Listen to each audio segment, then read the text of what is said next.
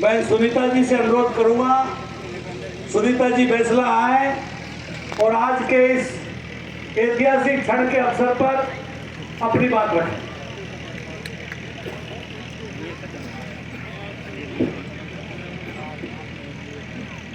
माननीय श्री भजनलाल शर्मा जी, मुख्यमंत्री राजस्थान, आदरणीय बेगम जी, मंत्री जी, सम्मानित मंच और यहाँ इस पंडाल पर जाने पहचाने चेहरे, कर्नल साहब के साथी जो कर्नल साहब को अपने हृदय में बसाते हैं और जो हमेशा कर्नल साहब के हृदय में बसे रहे, आप सबको मुंडिया की धरती पर बहुत स्वागत और मेरा नमन।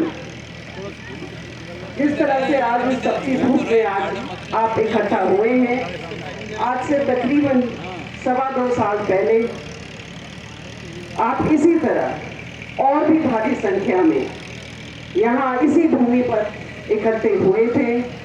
एक बहुत ही डिसिप्लिन मानव सुनामी थी उस दिन जब कर्नल साहब शांत हुए और यहाँ आपके सामने वाले स्थान पर वो हमेशा के लिए एक गहरी नींद सो गए, पंचतत्वों में विलीन हो गए। उस समय कर्नल साहब की विदाई थी। उस विदाई में एक बहुत बड़ा जुड़ाव था। वो सब व्यक्ति जो उस दिन कई हजारों की संख्या में जो वहाँ उपस्थित हुए, वो सब व्यक्ति हमेशा हमेशा हमेशा के लिए कर्नल साहब, उनकी विचारधारा, कर्नल साहब जो एक याद बन गए, उस याद का हिस्सा बन गए और उन्होंने कर्नल साहब को हमेशा के लिए अपने मन में, अपने ध्यान में, अपनी आत्मा में बसा लिया। ये जो मुंडिया की धरती है, संघर्ष की धरती है।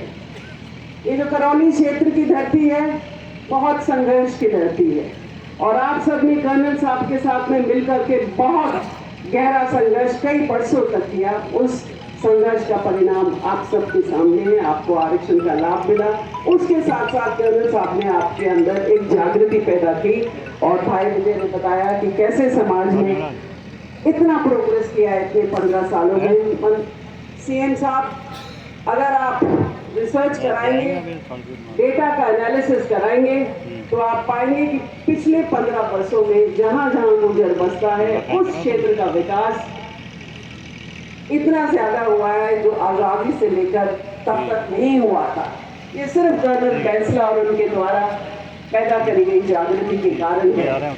कर्नल साहब बहुत महान लीडर बने, पर महान आपने बनाया। उनके संघर्ष में साथ आपने लिया।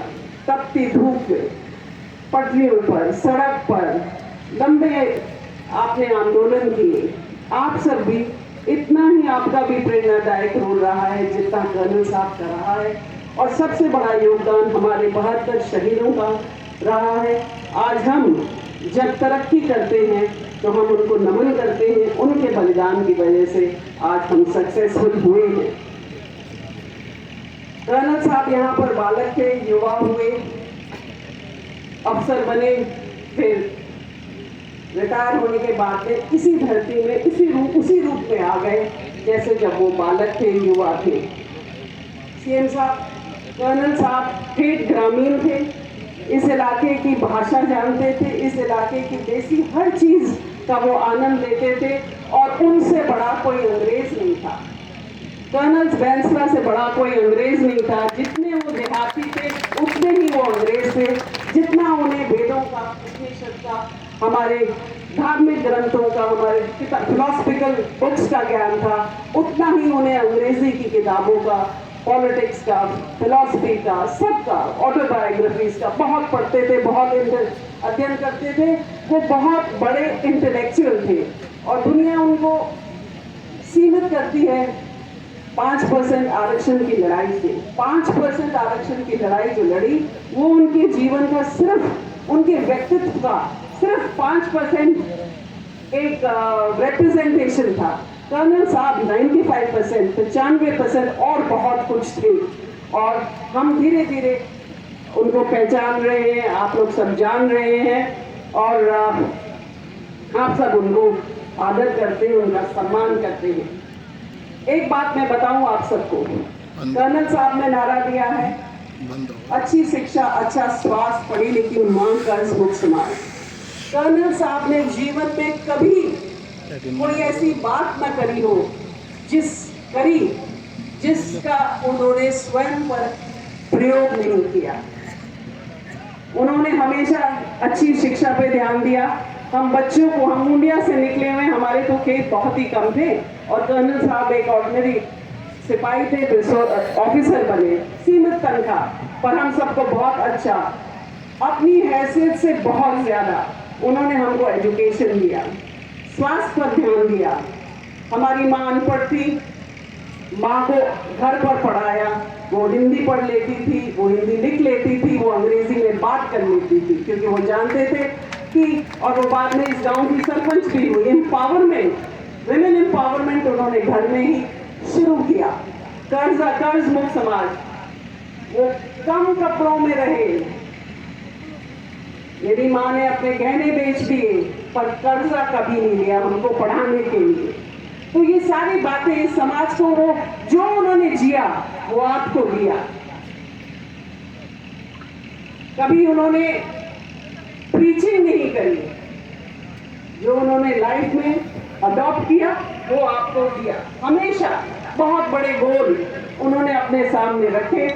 इस गांव में से निकले हुए हमको एमजीडी जेवियर्स में पढ़ाना 4-4 बच्चों को, बहुत बड़ा गोल था। यहाँ पर जब आरक्षण का पूरा बंटवारा हो चुका था और कोई पॉसिबिलिटी ही नहीं थी कि किसी कौम को किसी और कैटेगरी में और मिल जाए, तब उन्होंने एक बड़ा गोल चूज किया और उसको सक्सेसफुल किया। ये थी कर्नल बैसला की हस्ती कि वो हमेशा बड़े गोल रखते और उनको अचीव करते without any exertion or any feeling of that I can't do it.